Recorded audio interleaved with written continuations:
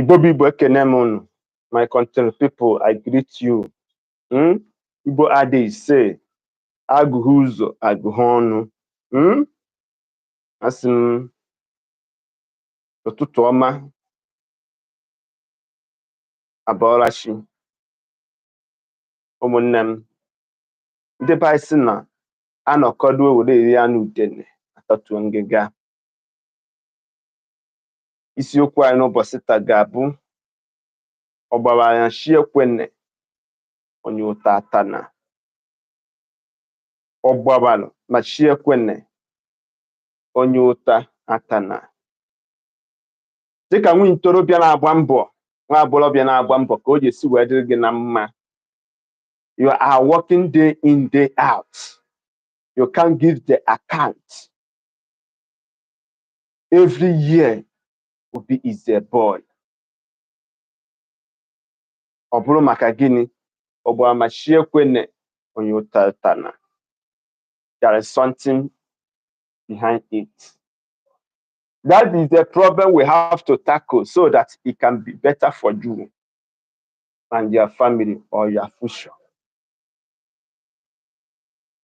Onye ka nsi asị, gị nwa bụ nwa itorobịa na-agba mbọ, mata amata na ugo ama mbe n'aja. Ugo ama mbe n'aja. Ihe nne na nna ji wee mụta nwa, na-ekpe ekpere na-agụ ọfọ bụ ka ụmụ ha nọrị mma, ka ha na-eme ọfụma. Ọ ga-abụ ha kacha zere ka ha bụ ndị letere ha anya nọ na nka. Onye ka ọ ya bụ kwachi ọbụla nwoke kunye oje gbara mbọ. Anyị nwabụ ndị Igbo na-agba mbọ. Anyị nwabụ ndị Igbo anaghị anọ nkịtị.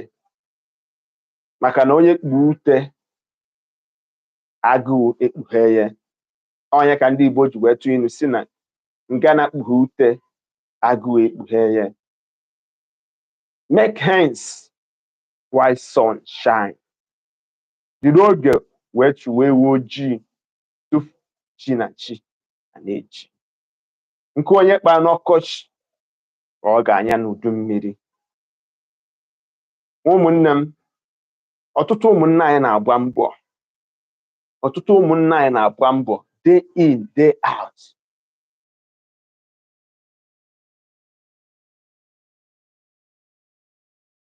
Ka ọtụtụ bụ ndị na-azụ afịa, ọtụtụ bụ ndị na-arụ ọrụ oyibo. But yet, every year they can't give the account of their investment. Kedu ihe ya asụ abalị wee baa ya anyụ? Kedu ebe mmiri nọ wee bụ opi ụgbọ?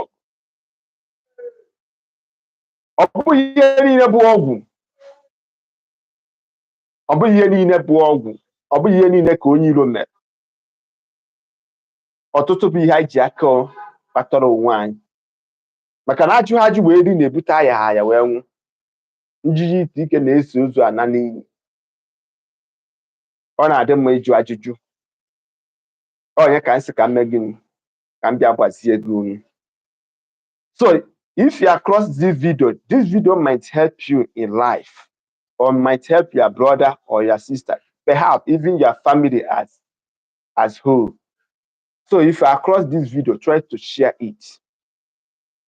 Try to tell me what you feel on the comment section.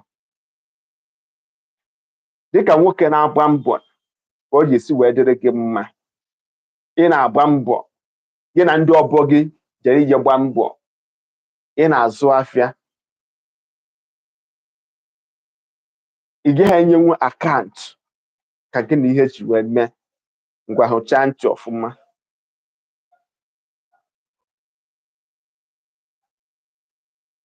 O nwere ihe mere dị o ji wee bee nwee. Ihe nwere ike imedowe mbụ. Jee chọrọ m mkpụrụ ọjị, chọrọ m nzu, chọrọ m edu, chọrọ m ihe dịka chi si wee kee ya. Gote ihe nwere ọbara. Inwe ego ọkụkọ gote, inwe ego ewu gote, inwe ego enyi gote. Ka aka ha nwaanyị ka ọ na-atụkwasị di ya. gaara m ikwu nne gị, gaara m ikwu nna gị, gaara m okwu ana obodo gị, jee ka eje kpere gị ire ọma. Ọ bụrụ na nne gị nọ ndụ, ọ ga-amasịkarịcha. Ọ bụrụ na nna gị nọ ndụ, ọ tọgburu onwe ya. Wee nya bụ ihe gaara m ikwu nne gị ka ekpere gị ire ọma.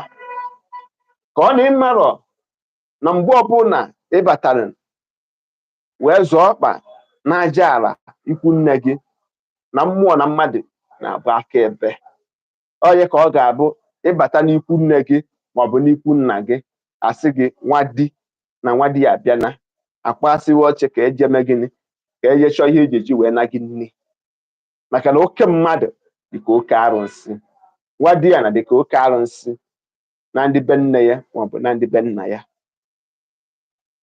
Chekwere m okenye na n'obi ahụ maọbụ na ngwuru ahụ maọbụ na ụmụnna ahụ, kọọrọ ya ihe ị na-agabiga ka ekpere gị ire ọma, ka mmụọ na mmadụ gbaa aka ebe. Ihe m na-agwa gị bụ is a pure truth. Maka na ịmarọ ọtụtụ ihe, ọnya bụ ihe na-esechi nwoke aka azụ. Nke abụọ, mata onye ịbụ, mara ntọala ezinụlọ. Know the family history and your family root. Ọtụtụ ndị mmadụ nọ n'enyi tata because of gịnị? Na nne na nna ha have make and create the right path for them. Ha edoma na ezinụlọ ha ka o ji esi wee dị. Iwetazie ịbụzi onye na-agabiga some predicaments, difficulties or challenges in life, you start laughing to that person. Echiba ya ọchị. Nwanne m, ọ bụrụ ụdị ụwa dị, onye dịrị onye ya azọpụta onye. Yes. Ọ bụrụ na ịjụcha ese, ọ bụrụ na ihe esi na ngwuru maọbụ na o si n'aka nne na nna gị maọbụ ụdị ndụ ha bi maọbụ na o si n'aka gị nwa, nwanne m jee mere m ihe ndị a m gwara gị, ị ga-afụ na ọ ga-agazi. Ọ bụrụ ihe niile bụ ọgwụ. O nwere ihe iji eji aka gị mee n'aka onwe gị ka o wee nwee ike ịgazi. O nwere ihe iji emepụta dịka mmadụ. Imechi anya bụ ihe, jee gbaba mbọ, go and hustle, face your business, face your handwork. You will use your mouth to testify. Maka na nke a bụ onye lụ ụka ọfụ n'anya. Yes. Ọ na-adị mma ka nwoke mata the family history ya, the family lineage ya, ka ọ mara ndị bi na ngwuru ahụ tupu amụta ya. Ọ na-adị mkpa nne nke ukwuu dịka nwoke. Maka na onye ma ebe mmiri nọ wee bido mara ya ama mma ebe ọ nọ wee kwụsị. Na onye ka anyị wee sị gị, ajụ ha ajụ wee rie na-ebute anyị ha ya wee nwụ. Ọtụtụ ezinụlọ nọ n'ihe mgbu. Ọtụtụ ezinụlọ sị ka onye nwere ike ịnapụta ha. Mana ka m gwa gị, oge ọ na-esi ike ka ọ na-ebi. Ọ bụrụ na ịbụ nwoke, mata amata na ọ naghị adịchara nwoke mfe. Yes. Nye ka nsị ka m kọwara gị. As you are hearing my voice, remember na o nwere ebe anyị nwabụ Igbo si. O nwere ebe isi wee pụta. Nye ka nsị ka m gwa gị. Ndewo na ige tụsa ozi a. Tell me ihe ozi edemede, comment, like and share this video. They can all go well in their life. I am still the man Mazi-UC. If this was the first time you are crossing on my video or you are watching my video, I say welcome. Join me on my Facebook page, also on my TikTok. Remember that the best is not yet to come. Remember, rest and save. Bye for now.